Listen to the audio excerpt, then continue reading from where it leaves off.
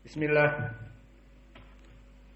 Innal hamdalillah nahmaduhu wa nasta'inuhu wa nastaghfiruh wa na'udzu billahi min shururi anfusina wa min sayyiati a'malina may yahdihillahu fala mudhillalah wa may yudlil fala hadiyalah wa ashhadu an la ilaha illallah wahdahu la syarikalah wa ashhadu anna Muhammadan abduhu wa rasuluh amma ba'du. Alhamdulillah, pada kesempatan hari ini, hari Jumat 2 April 2021 bertepatan dengan 20 Sya'ban 1442 Hijriah. Kita lanjutkan kajian setiap ba'da salatil Jum'ah ini, kajian khusus ummahat pekanan, yang mana pada kesempatan hari ini kita masuk kepada permasalahan tarbiyatul aulad sesi yang kedua. Maka di pelajaran yang lalu telah kita bahas bahwa permasalahan tarbiyatul aulad adalah tanggung jawab kita bersama antara bapak dengan ibu. Dan cara yang pertama yang paling sukses untuk tarbiyatul aulad menjadi anak-anak yang soleh adalah di saat mencari sumber dari kelahiran anak-anak yang soleh ini ditanam di tanah yang baik, ditanam di rahim yang baik. Dari rahimnya ke arah sana aja, bisa dikecilin. Di rahimnya yang perempuan solehah. Maka selektif mencari istri ini adalah salah satu sebab yang paling prima agar kita mendapatkan dari anak-anak yang soleh. Maka jika seorang muslim, apalagi dia seorang da'i dan dia sibuk berdakwah, maka baginya lebih baik untuk mencari istri yang solehah. Karena anak-anaknya akan lahir dari rahim seorang yang salehah, yang menghafal Al-Quran dan Sunnah, dan menghidupkan sunnah-sunnah, menghancurkan kebid'ahan, dan membangun tauhid. Maka inilah di pelajaran yang pertama. Dan pada kesempatan sekarang ini di pelajaran yang kedua, ketahuilah bahwa anak-anak kita yang lahir ke muka bumi ini fitrahnya dalam keadaan Islam. Dan ini sesuai dengan hadis yang banyak, di antaranya hadis yang diriwayatkan oleh Imam Muslim dari Iyad ibni Himar, yang mana Nabi Muhammad SAW di dalam khutbahnya menyebutkan, ala inna rabbi amarani an u'allimakum ma jahiltum. Sungguhnya Allah Jalla wa'ala telah memerintahkan aku untuk mengajari kalian dari kebodohan kalian, mimma alamani, dari apa-apa yang Allah berikan ilmu kepadaku, yang kalian bodoh padanya dari ilmu syar'i, yang aku oleh Allah diajari dari Al-Quran dan dari Sunnah.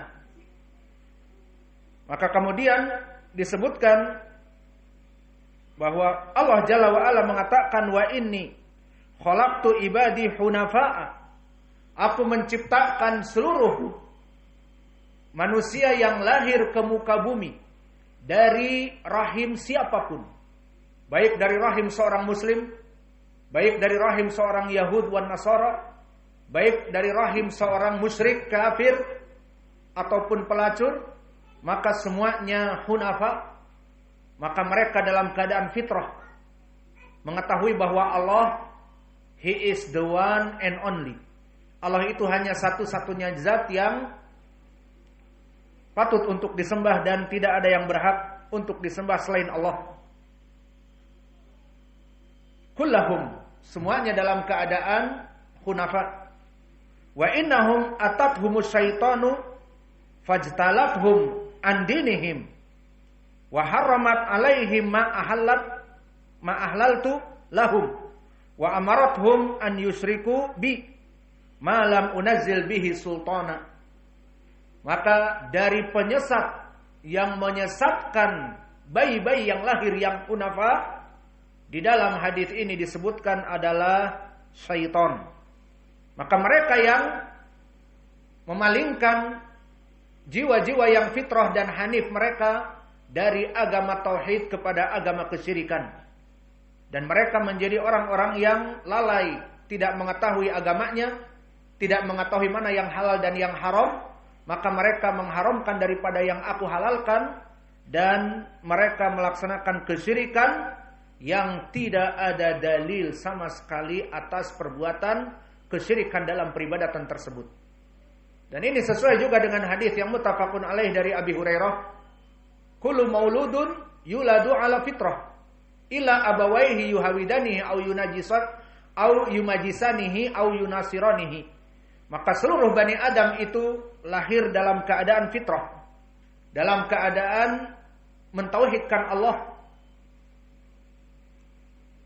Namun orang-orang yang ada di dunia yang menjadi teman dekat mereka, seperti kedua orang tua atau bahkan lingkungan dari tetangga, atau bahkan dia setelah besar menikah dengan orang Nasara ataupun orang Yahudi ataupun orang Hindu yang musyrik, maka akan mempengaruhi agamanya.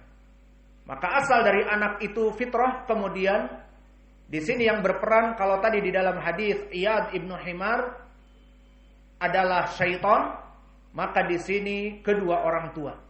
Maka maknanya banyak faktor yang menyebabkan seorang bayi yang fitrah dari calon anak-anak ini menyeleweng dikarenakan pertama syaitan, dan yang kedua mempunyai kedua orang tua yang tidak faham agama, terutama mempunyai orang tua yang bukan muslim bahkan, atau mempunyai kedua orang tua yang musyrik, kafir, ataupun mempunyai orang tua yang muslim notabene tetapi dia tidak mengetahui agamanya, tidak pernah sholat, bahkan pergi ke dukun ataupun meminta kepada kuburan para wali.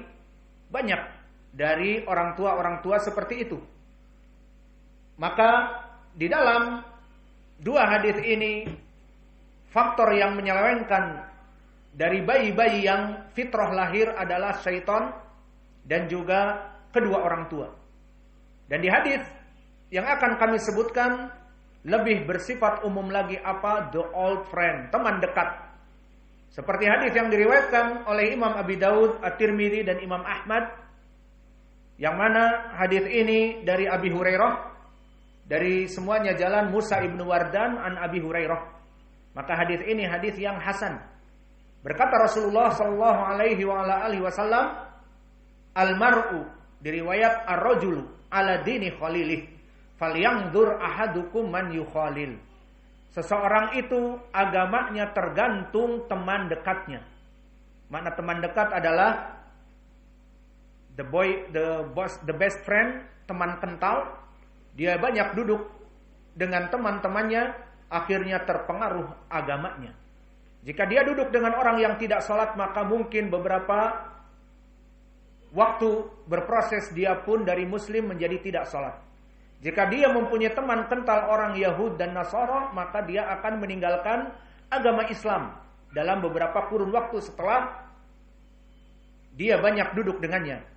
Maka almar'u ala dini khalilih falyanzur ahadukum man yukhalil.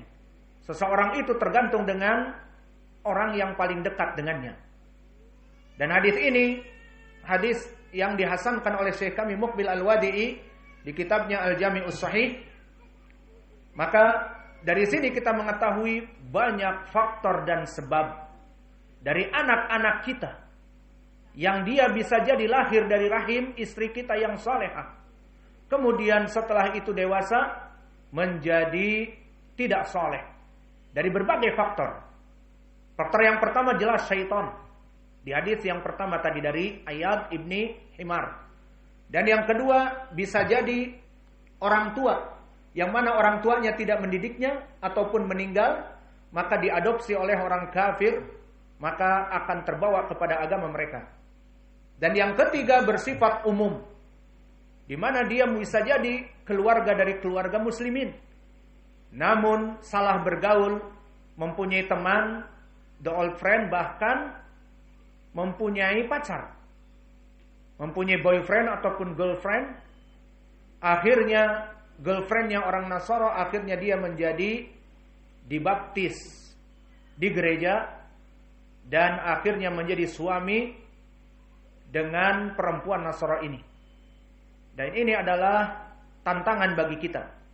Maka dari tarbiyatul aulad, agar anak-anak kita terjauh dari perkara-perkara tiga tadi, yang mana dia dilahirkan dari rahim ibundanya dalam keadaan fitrah, dalam keadaan pasrah Islam kepada Allah, melaksanakan tauhid dan menjauh kesyirikan, maka bisa jadi dengan syaitan dan dengan kedua orang tua ataupun salah pergaulan menjadi orang yang buruk. Maka wajib bagi kita untuk mendidik anak-anak kita dengan tarbiyatul aulad yang sahihah, yang benar. Maka dari upaya tanggung jawab kita kedua orang tua untuk menjaga mereka adalah ta'limut tauhid minas shighar. Maka di saat kita duduk dengan anak-anak kita, di saat kita bermain dengan mereka, karena mereka qurratu ainun lana, mereka adalah membuat hati kita gemas dan membuat hati kita senang, bahagia di saat melihatnya. Qurratu ainun lana, anak-anak kita itu. Maka di saat kita duduk, susupkan. Di saat kita duduk, sisipkan kepadanya al-aqidah as-sahihah min ilmi tauhid.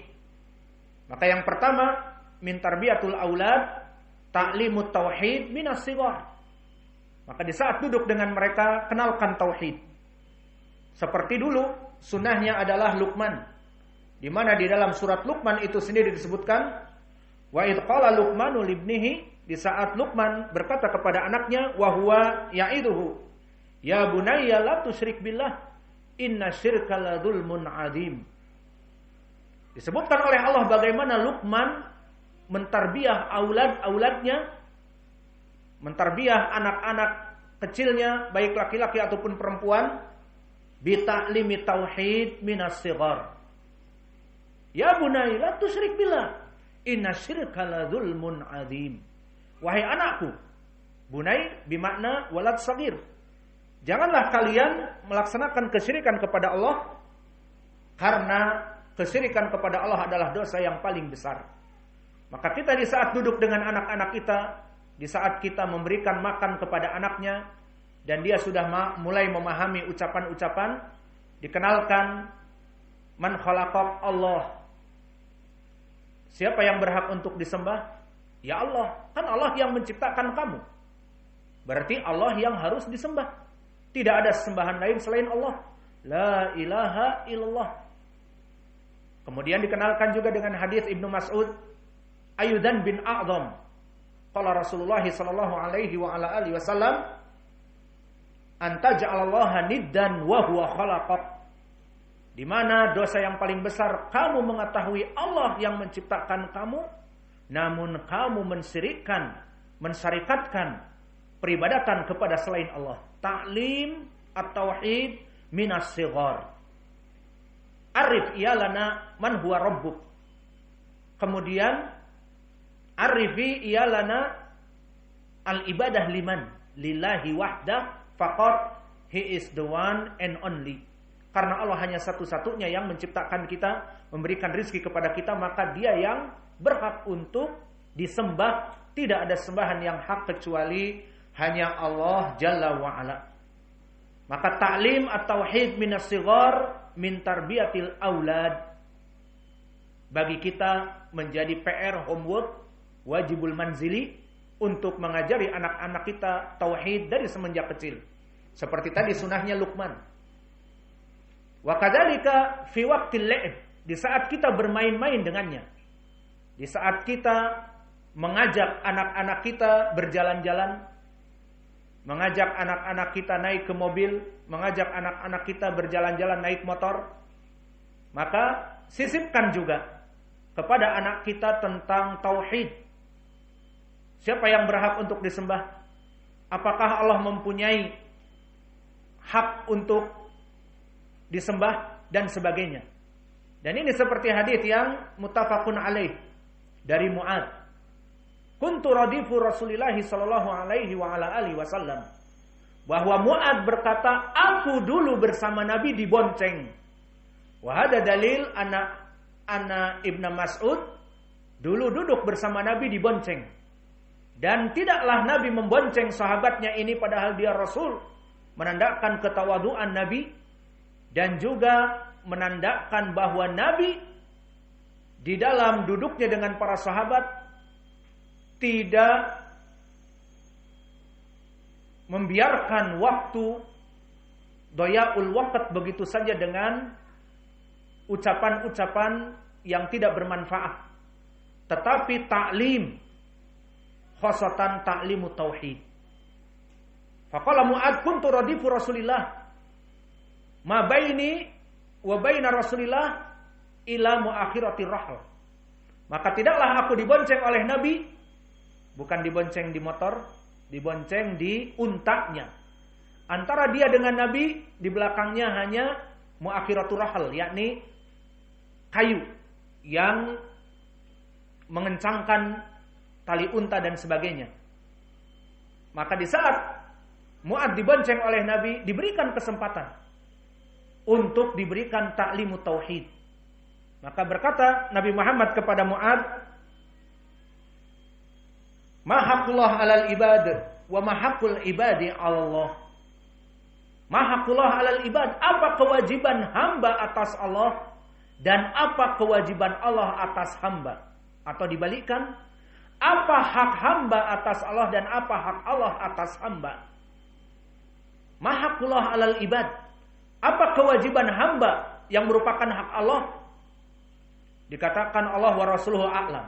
Wa ma haqqul ibadi 'ala Allah, dan apa hak hamba dari Allah, maknanya kewajiban Allah yang akan diberikan kepada hambanya, Allah wa rasuluhu a'lam. Maka di saat dibonceng Mu'ad bersama Nabi, maka tidak disia-siakan waktu kecuali diajari ilmu tauhid. Maka wahai Mu'ad, apa hak Allah atas hamba? Maknanya kewajiban hamba kepada Allah, anta'buduhu wa la tusyriku bihi syai'a. Hak Allah atas hambanya maknanya kewajiban hamba kepada Allah untuk beribadah hanya kepada Allah. Straight to Allah, He is the one and only. Hanya Dia, Allah itu satu-satunya. Ini kewajiban hamba kepada Allah. Wa ma haqqul ibadi 'ala Allah. Lalu apa kewajiban Allah kepada hamba? Alla yu'adzibu ma la yusyriku bihi syai'a. Kewajiban Allah atas hamba agar Allah menjauhkan azab dari api neraka bagi mereka orang-orang yang tidak melaksanakan kesyirikan dan melaksanakan tauhid dalam peribadatannya. Maka di sini ada timbal balik. Hak hamba atas Allah, kita melaksanakan ibadah secara tauhid. Dan hak hamba atas hak Allah atas hamba, kewajiban Allah kepada kita untuk Allah memasukkan kita kepada surga semuanya tanpa diazab di api neraka. Maka dari hadis yang agung ini kita mengajari anak-anak kita. Di saat kita membonceng anak kita, di saat kita misalnya tidak ada motor, ajak bermain anak-anak berjalan, jalan di sekitar rumah, melihat tanah pondok dan sebagainya, maka kenalkan tauhid, ta'limu tauhid minas shighar. Maka ini adalah dari permasalahan yang perlu diberikan kepada anak-anak kita. Sudah apa ditambah? Sudah berapa menit? Sudah 24 menit. Maka mungkin dicukupkan karena tadi juga sudah khutbah Jum'ah banyak fawaid. Maka kita cukupkan pelajaran kita di sesi yang kedua dari Tarbiyatul Aulad. Maka kalau kita simpulkan kesimpulan dari pelajaran kita bahwa bisa jadi kita telah mengusahakan untuk mentarbiyah anak-anak kita dengan proses pertama kita mencari istri-istri yang salihah, agar dari rahim-rahim yang bersih, suci tauhid dan sunnah, dari rahim istri-istri kita itu keluar benih-benih yang saleh. Meski namanya bukan saleh tetapi Hudzaifah, tetapi alhamdulillah diharapkan anak yang saleh. Maka bisa jadi di saat kita mencari istri yang saleh, namun ada faktor lain malah anak-anak kita menjadi berandalan. Kenapa? Karena tadi faktor yang kami sebutkan di hadis. Pertama syaitan di hadis Muslim dari sahabat Ibnu Himar, Ayad Ibnu Himar, bahwa syaitan akan memalingkan dia, dan ini kebanyakan. Berapa banyak dari anak-anak para ustadz ataupun para kiai-kiai yang mana dia menjadi dai kepada ngalap barokah di kuburan dan sebagainya, dipalingkan oleh syaitan. Bahkan anak-anak ustadz, bahkan dia menjadi qudwah dai ila bid'ah, anak ustadz. Fakam minan nas minas sunnah dipalingkan kepada bid'ah oleh syaitan. Idan al-awwal huwa syaitan. Sebab yang kedua al-abawain.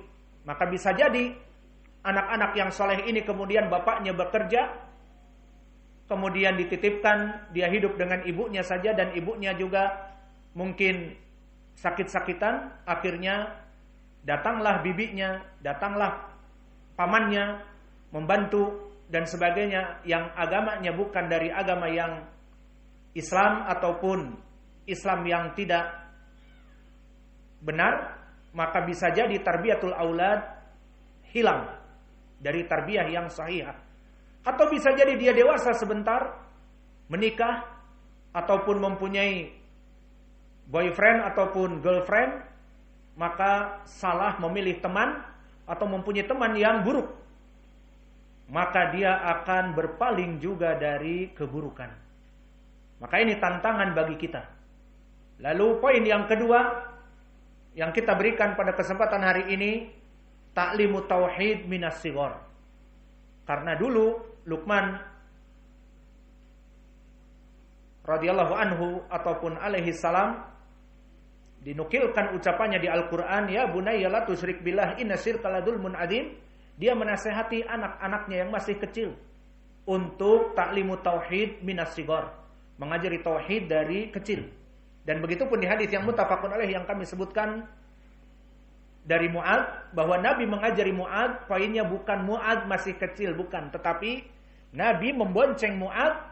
Di saat membonceng Mu'adz, maka Nabi pun mengajari tauhid. Maka begitu pun kita, di saat kita bermain dengan anak-anak kita dan membonceng anak-anak kita jalan-jalan sore dengan sepeda ataupun dengan motor ataupun dengan mobil, yang jelas kita berinteraksi dengan anak-anak kita, maka ajarilah anak kita tauhid. Maka apalagi alhamdulillah seperti kita di sini dan di seluruh marakiz ahli sunnah, anak-anak kita belajar ba'dal maghrib, ba'dal fajr, ba'dal zuhur, ba'dal asr, pelajaran tauhid.